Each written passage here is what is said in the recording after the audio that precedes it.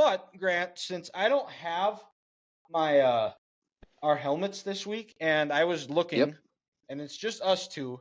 Since I was before you last week, my Christmas gift to you What a guy. 2 days late, and for Daryl's birthday, as For I will Daryl's let birthday. you go first as to who is your surprising team of the week. So, surprising team of the week. Dylan, I kind of started this curveball here after week 2, where I went away from a team and I said, I'm going to pick one side of the ball and pick a unit. Yep. Well, my week 2 surprise team was an AFC West defense. And for my week 16 surprise team, it's another defense from the AFC West. I don't like saying this, but I have to give credit where credit is due. Say it. And it would be the Las Vegas Raiders defense. And I'm going to throw in Antonio Pierce as well.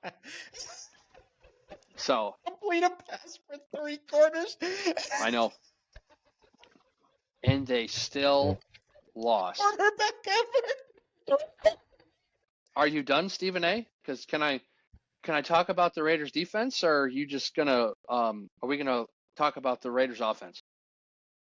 Well, there's not a whole lot to talk about the Raiders offense, so That's what I just saying. had to get a good laugh in because I also I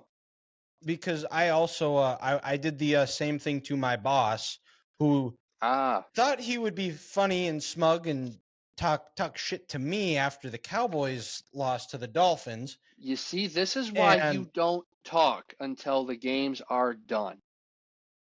And I didn't say anything to him on Christmas Day. I was like, yeah, you know what? I'm not going to be that guy. I'm sure he's already mad enough. Turns out he was mad. He threw his phone across his parents' house. He got yelled at by his mom and his wife. So I technically I think I won twice. Oh, well, 100%. And then also, but anyways, sorry, I don't mean to steal your thunder, but go ahead. No, it's all right. With the ineptitude that is what Kansas City's trying to produce on offense this year, we shouldn't even be surprised anymore about this. But enough of those guys. They were so bad they don't even deserve to be talked about how bad they are. This is all about the Raiders because, like I said, we got to give credit where credit is due. Those 2 touchdowns in the second quarter totally changed this game. It was 7-3. The Chiefs they're feeling good. They just got the Pacheco touchdown on the trick play. Life is good, and then the Chiefs try to go back to the same well. The Raiders pick a loose ball and they score. And on the day they had an interception. They had 4 sacks. They sticky coverage on these Chiefs receivers all game. You could tell nobody was getting open because on the plays when Mahomes wasn't rushed and he wasn't hurried, he'd have it seemed like 4 or 5 seconds to throw and he couldn't throw it because nobody was getting open downfield. Credit to the Raiders defense in that aspect. The Chiefs could get no rhythm. Mahomes on I think it was 48 attempts only threw for 225 yards. The Raiders defense held the Chiefs to 5 of 16 on third down. And that, I think, is the most telling stat of the game. Because over these last 5 years, the first 5 years with Mahomes and Reed as your primary play caller, Chiefs on third down, there was a 50% chance that they're going to get this thing and they're going to continue this drive. And they're going to march right down the field. But when you're at less than a 33% conversion, you're not going to win many games in this league. And the Raiders rush, led by Max Crosby, was just getting after it all day. They finally broke Mahomes where he was yelling at his offensive lineman in the first quarter there. And you could just tell the Raiders wanted this game more. It was this rivalry game meant something to them. And they were sick of losing to the Chiefs. Coming into this game, losing 7 times in a row, the Raiders were pissed off. And this Raiders defense looked like the old LA Raiders defense when my dad was a kid, out there running around, just trying to take people's heads off, really getting in your head, being nasty with it. The Raiders wanted it, and they came into Kansas City trying to play the role of the Grinch, and they did. And you can't tell me you would have saw this coming. What they did the week before against the Chargers, Easton Sticks first start. Brandon Staley clearly lost that locker room. It's a short week. It's a home game in Vegas. Okay, whatever. You're not going to do what they did in Kansas City. Sure, the Chiefs are down some players, blah blah blah, but they're going to get it figured out, right? This Chiefs offense is going to figure it out. Nope. The Raiders said not today. We're going to hit you in the mouth and we're going to dominate you. So, hey, the surprise team, the Raiders defense, and can we make Antonio Pierce the head coach already? Please. This man deserves the job. Absolutely. Well, like Big Cat said, is that what's going to happen? It's going to be similar to back in 2021 when Rich Bisaccia, we thought, got them to the playoffs and thought he did enough to keep his job, and they decided to go with the hot, flashy offensive coordinator, and that didn't work out. So what'll probably happen is and I mean, this would be total Raiders is they would offer Lincoln Riley a $200 million contract because it's flashy.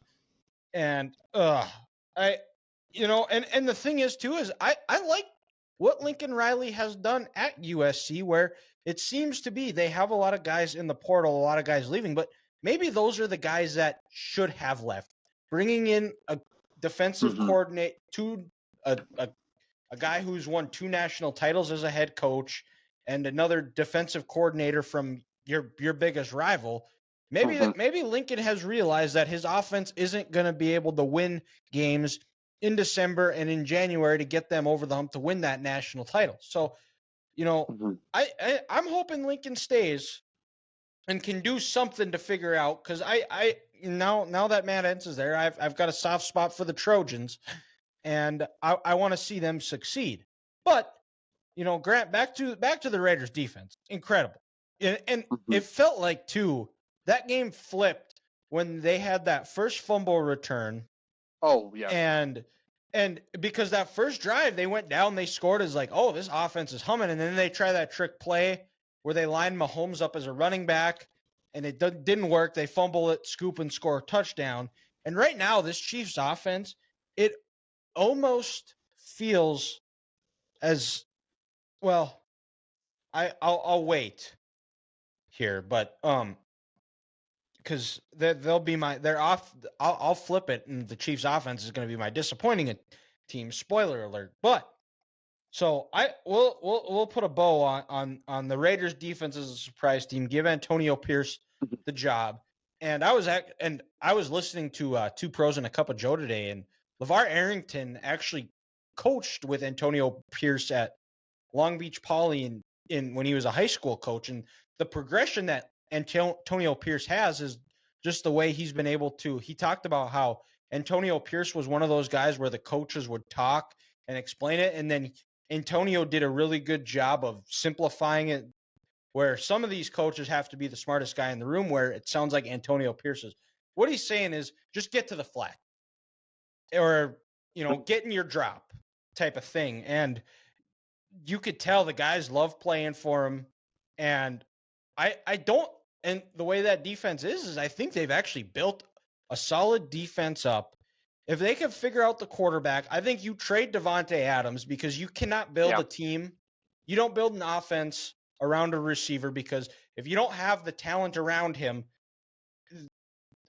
what you're getting now from him is it's what you get. You need to have something established. You need a quarterback who can get him the ball. You need a reliable run game. And Josh Jacobs has been good, but he's been inconsistent and he's been injured his whole career. You got to get a couple of guys on that offensive line. And I like the way that Raiders offense is set up, but got to get a quarterback. But my surprise team is going to be a team that has not won an division title in our lifetimes.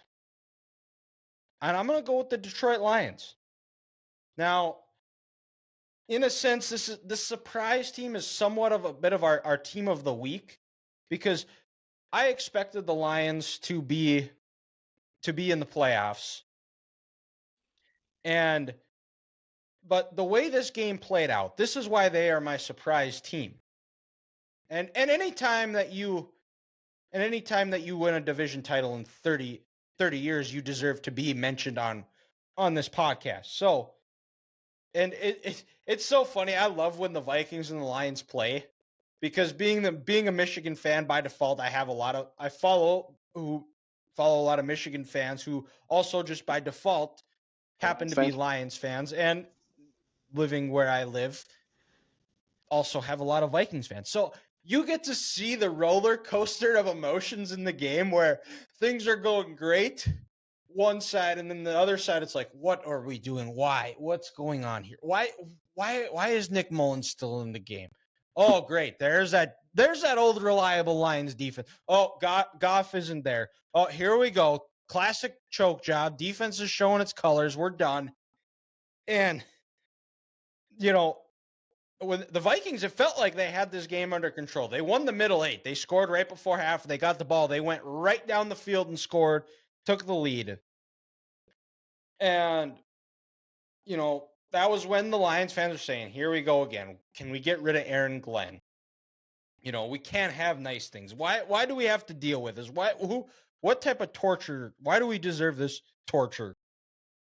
But, Dan Campbell's culture, his grittiness, that toughness that he has brought since he's become the head coach.